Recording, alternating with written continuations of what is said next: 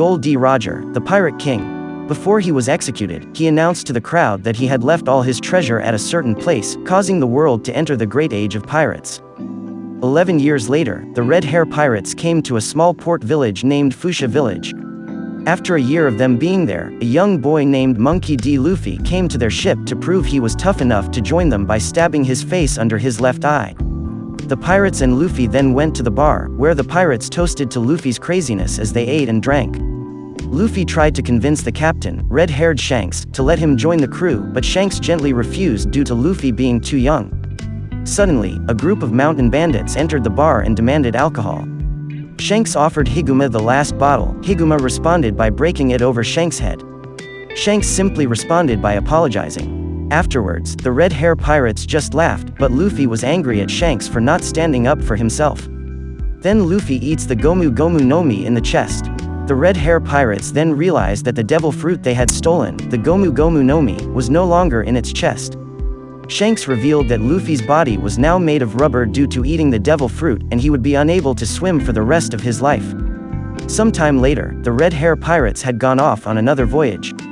One day, however, he was sitting in Makino's bar when Higuma's gang returned and demanded alcohol. Luffy is annoyed that they mock Shanks and his friends. Soon afterwards, Makino alerted the mayor that Luffy had been kidnapped by the bandits after picking a fight with them. However, Shanks and the Red Hair Pirates then returned. Higuma managed to escape with Luffy in tow by throwing a smoke bomb.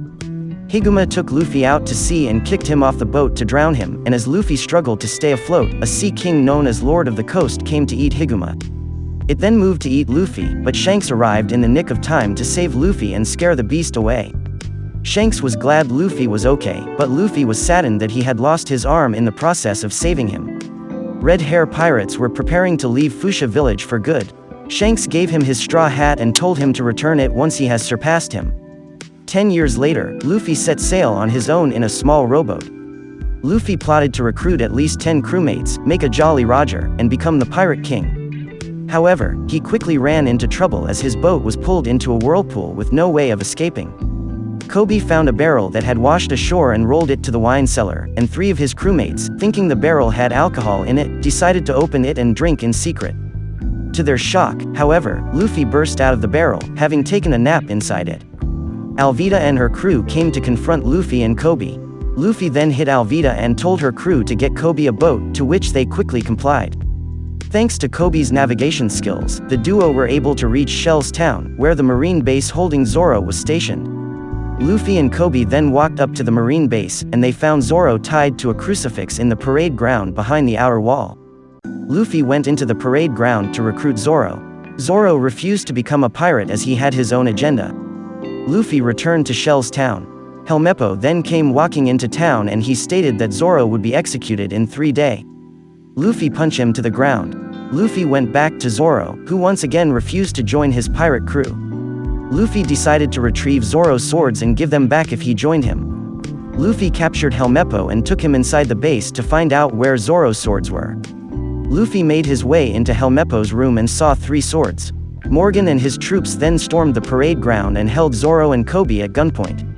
When Marines shot at Kobe and Zoro, Luffy jumped out of the window and landed in front of them, causing the bullets to hit his body and ricochet back at the Marines. Luffy presented the swords to Zoro, who revealed that he wielded all 3 of them as a Santoryu user. Zoro decided to take up on Luffy's offer and become a pirate. As Morgan and Helmeppo lay defeated, the Marines started celebrating. Luffy, Zoro, and Kobe went to Rika's mother's restaurant to eat, and Luffy and Zoro plotted to head for the Grand Line. As Luffy and Zoro left, Kobe asked the Marines to let him enlist, promising to work any job. As Luffy and Zoro set sail, Kobe then arrived to salute them. Luffy told Kobe they would meet again, and looked forward to heading for the Grand Line.